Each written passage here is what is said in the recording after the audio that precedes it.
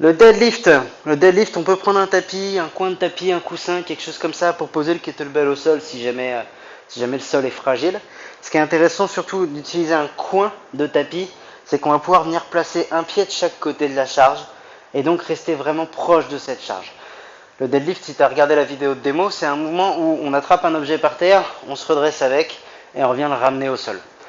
Si on veut vraiment quelque chose d'économique, il faut que le trajet soit vertical, le plus vertical possible. On veut éviter la charge qui est loin devant, on veut éviter les déplacements latéraux.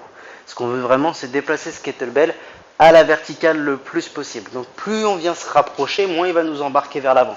Si on l'a entre les pieds au départ, c'est top. On n'a pas besoin d'écarter particulièrement parce qu'on ne va pas descendre très bas sur les jambes.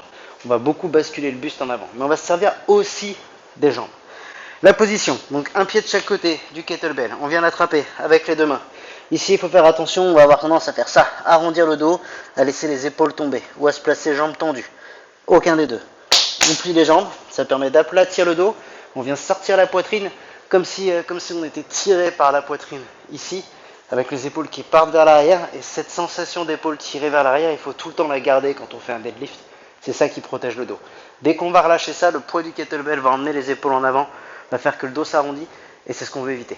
Donc, poitrine ouverte vers le sol, légèrement vers l'avant. La tête, elle peut rester dans le prolongement de la colonne vertébrale ou on peut placer le regard vers l'avant. Ça aide à aplatir le dos. Plus on va regarder par terre, plus on va avoir tendance à relâcher au départ. Le temps de se familiariser et de s'habituer aux tensions qu'il doit y avoir dans le dos. Si ton dos est tendu là, si tu sens de la tension dans le dos, c'est qu'a priori tu es bien placé. On a toujours les épaules plus hautes que les fessiers. Ce qu'on veut pas, c'est ça. Le dos à l'horizontale ou les épaules plus basses, parce que là, le dos, il va s'arrondir. Avec la fatigue, il va s'arrondir. Même si tu es très souple de derrière les cuisses et que tu arrives à faire quelques répétitions, avec la fatigue, il va s'arrondir. Donc, toujours les épaules au-dessus des fessiers.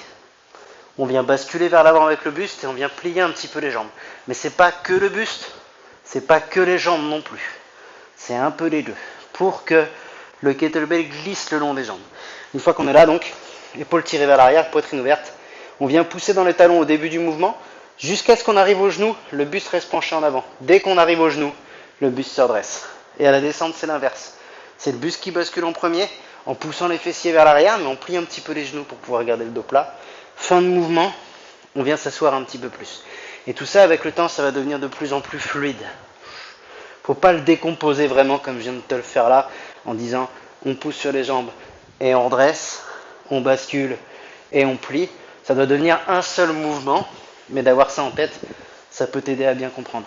Et vraiment, l'objectif, c'est que le kettlebell fasse un trajet vertical, qu'on le garde le plus proche possible de nous en permanence.